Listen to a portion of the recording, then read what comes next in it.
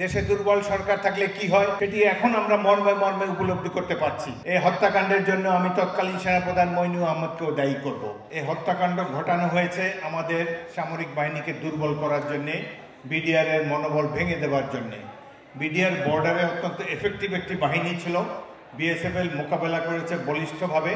এই জন্য তাদেরকে শিক্ষা দেওয়ার জন্যেই এই ধরনের হত্যাকাণ্ডের ব্যবস্থা করেছে আওয়ামী লীগ এবং আমাদের প্রতিবেশী রাষ্ট্র মিলে। এখন অনেক লোক মুক্তি পেয়ে গিয়েছে, জেল থেকেও মুক্তি পেয়েছে। অনেকে কোর্টে গিয়ে বলে আমরা তো নিরপরাধ, কিন্তু সামরিক আইন অনুসারে ওই দিন কোনো বিডিআর সদস্য যদি গাড়ি চালিয়ে থাকে, যদি কুক হাউসে কাজ করে থাকে, হাসপাতালে ডিউটি করে থাকে, অন্যত্র কোথাও ডিউটি করে থাকে, কিন্তু তিনি যদি এই বিদ্রোহ দমন করার জন্য কোনো পদক্ষেপ গ্রহণ না করেন, তাহলেও তিনি বিদ্রোহী হিসাবে অভিযুক্ত হবেন, তার শাস্তি মৃত্যুদণ্ড। যুদ্ধ করে ৭১ সালে এই দেশটি স্বাধীন করেছিলাম। বিডিআর সামরিক বাহিনীর সাথে সাথে মুক্তি বাহিনীতে গুরুত্বপূর্ণ ভূমিকা রেখেছে। যেদিন রাজনীতিবিদরা ব্যর্থ ছিলেন, সেদিন আমাদের নেতা জিয়াউর রহমান ১৯৭১ সালে ২৬শে মার্চ চট্টগ্রাম থেকে স্বাধীনতার ঘোষণা দেন এবং মুক্তিবাহিনী গড়ে তোলেন। ৯ মাস যুদ্ধের পর আমরা স্বাধীনতা অর্জন করি। এই বিডিআর এর মনোবল, সেনাবাহিনীর মনোবল ভেঙে দেওয়ার জন্যেই এই ধরনের ষড়যন্ত্র করা হয়েছে। দেশে দুর্বল সরকার থাকলে কি হয় সেটি এখন আমরা মর্মে মর্মে উপলব্ধি করতে পারছি। দেশে আইন শৃঙ্খলা পরিস্থিতি ঘোরতর অবনতি হয়েছে, দ্রব্যমূল্য সকল সাধারণ মানুষের ক্রয় সীমার বাইরে। কারণ কি? একটি দুর্বল অনির্বাচিত সরকার জনগণের উপরে চেপে বসে আছে। সেই দিন সরকারটি কেমন দুর্বল ছিল, যখনই এই ঘটনা ঘটে শেখ হাসিনা সারাদিন বসে বসে কোনো সিদ্ধান্ত দিতে পারেননি। সেনাবাহিনী প্রধানকে ডেকে তার পাশের রুমে বসিয়ে রেখেছেন। এই হত্যাকাণ্ডের জন্য আমি তৎকালীন সেনাপ্রধান মইনু আহমদকেও দায়ী করব। তার উচিত ছিল সেনাদল নিয়ে ঝাঁপিয়ে পড়া, তার বন্ধুদেরকে, ব্রাদার্স ইন আর্মদেরকে রক্ষা করার জন্য। সেটি করতে তিনি ব্যর্থ হয়েছেন। কোথায় সেনাবাহিনীর বিদ্রোহ হলে সাথে সাথে তা দমন করতে হবে, এটি জেনারেল জিয়াউর রহমান দেখিয়ে দিয়েছেন।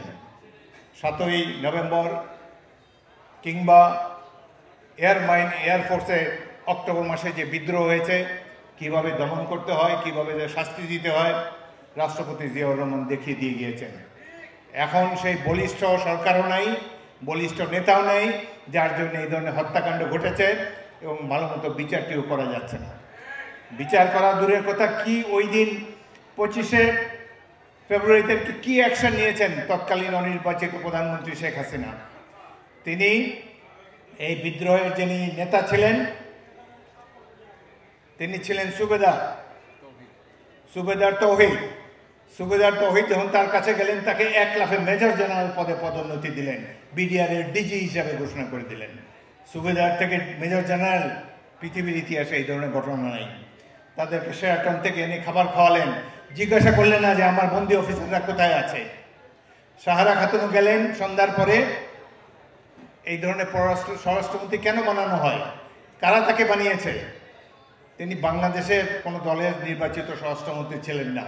প্রতিবেশী রাষ্ট্র তাকে এই ধরনের দুর্বল স্বরাষ্ট্রমন্ত্রী রেখেছে, দুর্বল সরকার রেখেছে, অনির্বাচিত সরকার রেখেছে, যাতে প্রায়শ এই ধরনের হত্যাকাণ্ড ঘটানো যায়। এক বৃহৎ ষড়যন্ত্রের দ্বার প্রান্তে আমরা দাঁড়িয়ে আছি। জনাব তারেক রহমানের নেতৃত্বে এই স্বৈরাচার রাজকে আমরা বিদায় করেছি।